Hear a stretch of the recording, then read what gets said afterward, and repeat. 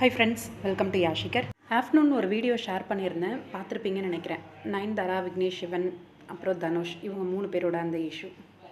அந்த video delete பண்ணிட்டேன். உங்கள் எல்லாருக்குமே தெரியும்னு நினைக்கிறேன். உங்களோட கமெண்ட்ஸ் அப்படின்னு சொல்ல மாட்டேன்.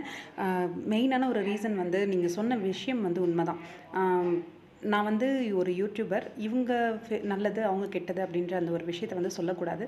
ஆனால் என் மனசில் டக்குன்னு அந்த 3 நிமிஷ காட்சிக்காக 10 கோடியா அப்படின்ற அந்த ஒரு வருத்தத்தில் தான் நான் அதை வந்து ஷேர் பண்ணேன். நயன்தாராவுக்கு நான் ஃபேவரும் கிடையாது, தனுஷ்க்கு ஃபேவரும் கிடையாது. உண்மையான விஷயத்தை தெரிஞ்சுக்கிட்டு போஸ்ட் பண்ணுங்க அப்படின்னு சொல்லி ஒரு சில கமெண்ட்ஸ் எல்லாம் பார்த்தேன். அதுக்காக தான் இந்த இன்னொரு வீடியோ. இந்த செகண்ட் பேரை பார்த்தீங்கன்னா தெரியும். நெட்ஃப்ளிக்ஸில் வெளியாக இருக்கும் நயன்தாராவோட அந்த டாக்குமெண்ட்ரி மூவி, அதை பற்றி தான் சொல்லியிருக்காங்க. ஆவணப்படத்தில் நானும் ரவுடிதான் படத்தின் காட்சிகளையும் படங்களையும் புகைப்படங்களையும் பயன்படுத்தும் வகையில் உங்களிடம் இருந்து தடையில்லா சான்றிதழ் NOC பெறுவதற்காக 2 வருடங்களாக காத்திருந்தோம். எங்கள் எல்லா போராட்டங்களும் பயனளிக்காத நிலையில் அந்த டாக்குமெண்ட்ரி ஃபிலிமில் வந்து ஒரு சில திருத்தங்கள்லாம் செஞ்சுருக்காங்க. ஆனால் இன்னொன்று என்ன பண்ணியிருக்காங்க அப்படின்னா, அவங்க 2 வருஷம் வந்து இதுக்காக வெயிட் பண்ணி கிடைக்காத சூழ்நிலையில் அவங்க கையில் வந்து ஒரு மேக்கிங் வீடியோ, அதாவது நானும் ரவுடி தான் ஷூட்டிங் லொக்கேஷனில் எடுத்த ஒரு மேக்கிங் வீடியோவை அந்த டாக்குமெண்ட்ரி ஃபிலிமில் வந்து ஆட் பண்ணியிருக்காங்க. இதில் செகண்ட் பேரா பார்த்தீங்கன்னா தெரியும். சமீபத்தில் வெளியான ட்ரைலரில் பயன்படுத்தி இருக்கிறோம் 3 நிமிட வீடியோவிற்கு எதிராய் லீகல் நோட்டீஸ் அனுப்பப்பட்டு இருப்பது அதிர்ச்சி அளிக்கிறது. அதிலும் தனிப்பட்ட முறையில் எடுக்கப்பட்டு ஏற்கனவே இணையதளத்தில் பகிரப்பட்ட ஒரு காட்சிக்கு, அவங்க பர்சனலாக எடுத்த ஒரு காட்சி, அந்த காட்சி வந்து ஏற்கனவே சோஷியல் மீடியாவில் பகிரப்பட்ட ஒரு விஷயம், அது வந்து அவங்க யூஸ் பண்ணியிருக்காங்க.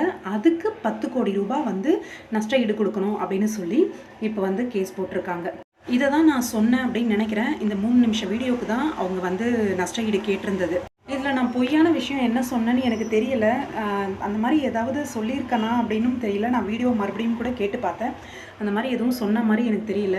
அதுக்கப்புறம் நம்மளோட விக்னேஷ் சிவன் அவரோட இன்ஸ்டாகிராம் பேஜில் அந்த டாக்குமெண்ட்ரி ஃபிலிமோட ஃபுல் கிளிப்பிங்ஸ், அதாவது கட் பண்ணாமல் இருக்கிற கிளிப்பிங்ஸ் எல்லாத்தையுமே ஷேர் பண்ணியிருந்தார். அவரோட டாக்குமெண்ட்ரி ஃபிலிம்லேருந்து அந்த கிளிப்பிங்கை வந்து ரிமூவ் பண்ணிட்டாங்களாம். அதை இங்கே ஃப்ரீயாக பார்க்கலாம் அப்படின்னு சொல்லி அவரோட இன்ஸ்டாகிராம் பேஜில் வந்து அந்த வீடியோ வந்து ஷேர் பண்ணியிருந்தார். நான் இவங்களுக்கு அவங்களுக்குன்னு சப்போர்ட் பண்ணி சொன்னது தப்பு தான். ஏன்னா ஆல்ரெடி வேற ஒரு இதே மாதிரி ஒரு இஷ்யூ வந்து மியூசிக் டைரக்டருக்கு இடையில வந்து போச்சு, உங்களுக்கு தெரியும்னு நினைக்கிறேன். அந்த விஷயமே எனக்கு கொஞ்சம் வருத்தம் தான். இப்படி எல்லாருக்குமே பொதுவான சொந்தமான விஷயம், ஒரு ஸ்டேஜில் பாடும்போது கூட இப்படி பிரச்சனை பண்ணுறாங்களே அப்படின்ற மாதிரி. இப்போது பர்சனலாக எடுத்த ஒரு ஃபோட்டோக்கு அதை ஷேர் பண்ணதுக்கு கூட 10 கோடி அபராதம் தரணும் அப்படிங்கிற மாதிரி சொல்லியிருக்காங்களேன்ற ஒரு வருத்தத்தில் தான் நான் அந்த மாதிரி சொன்னேன். அதனால தான் அந்த வீடியோவுமே நான் டெலீட் பண்ணது. நான் எதுவும் தப்பாக பேசியிருந்தேன்னா மன்னிச்சுக்கோங்க.